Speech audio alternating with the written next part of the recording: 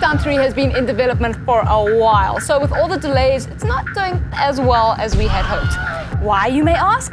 It's got a lot going for it, so it's got an amazing budget, Microsoft Game Studios at the helm, and of course, Terry Crews. But first, you would think that Crackdown 3, having Terry Crews at the helm would make for an amazing story. Not so much. Cliched story, boring characters, overall, pretty average really.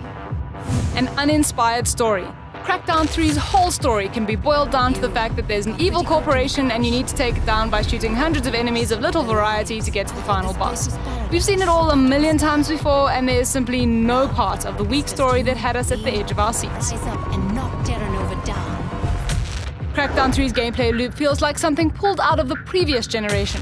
You run around to points marked on your map, kill all the enemies, and run to the next point. From refineries to prisoner detainment facilities and the odd missile launcher, you have to destroy all enemies while sometimes performing tasks such as throwing a rock into a machine or hacking a terminal by pressing one button.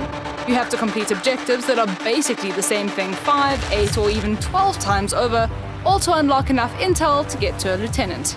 The Orb Hunt. Hear that, Agent? There's a hidden orb somewhere around here.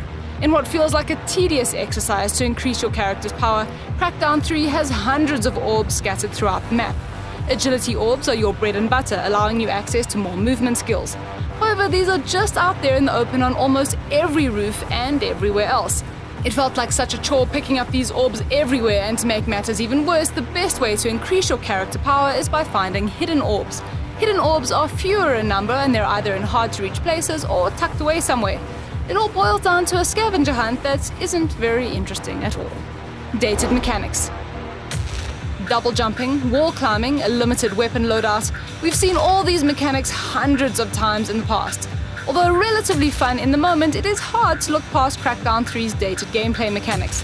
There's simply nothing new and interesting in Crackdown 3's gameplay to break the tedious mold of doing the same thing over and over again.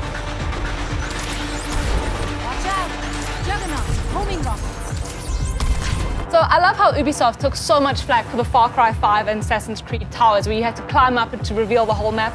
And Crackdown 3 thinks that they can get away with the same thing. They cannot. Guys, you should have canned that 2006 gaming mechanic on the drawing board. Propaganda towers. Far Cry 4 released all the way back in 2014, and even then, climbing a radio tower felt like a dated experience. Well, Crackdown 3 has several propaganda towers that you have to climb. Talk about living in the past. Is it just me? Does that sound a lot better? Destruction. Crackdown 3's campaign doesn't feature that cloud-based destruction, which means that the level of destruction as a whole is a bit disappointing. You can shoot a building or a walkway as much as you like, unloading everything into it, and it won't make a dent. Sure, there are some set pieces where you press a button and things blow up, but it's way less impressive than we expected it to be. Meaningless vehicles. There could have been so much more to Crackdown 3's vehicles. Firstly, they feel completely useless because you need to hunt those orbs anyway, so using them to drive from point to point feels as if you're missing out on agility orbs.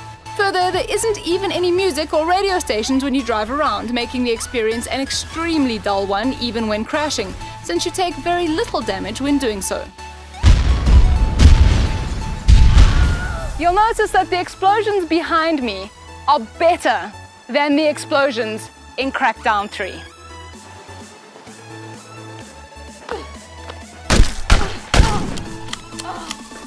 Oh, why?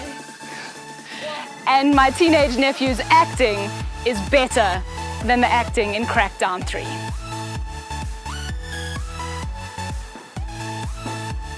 Good job. Not enough content. Even if the content was great and not entangled in a repetitive gameplay loop, there wouldn't be enough of it, unless you consider hunting for orbs as content.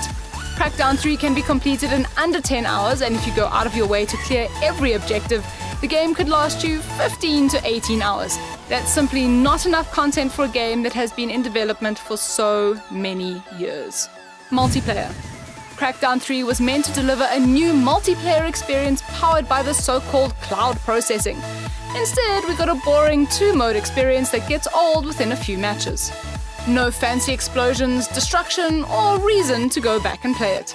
It's just your average run-of-the-mill experience. Remember back on the PS3 when games just had multiplayer for the sake of things? Well, Crackdown 3 kind of feels that way too. Crap! So Microsoft announced Crackdown 3 in 2016, and it had already been in development for a few years before that. So this game has been in development for 6 years. It's an Xbox One game that feels like you're playing a game on the Xbox 360. So all in all, that's pretty... Sorry Crackdown 3, you're actually just dull and boring. It took forever to get here. So everything we have mentioned before leads to this issue. The game took forever to arrive. It was first announced in 2016 after being in development for a few years already. You would think with all this time and money the experience would be worthwhile, but that is not the case. We don't want to point fingers, but Red Dead Redemption 2 took 6 years of development time, and we got a game that is obviously way, way better than Crackdown 3. There's just no excuse.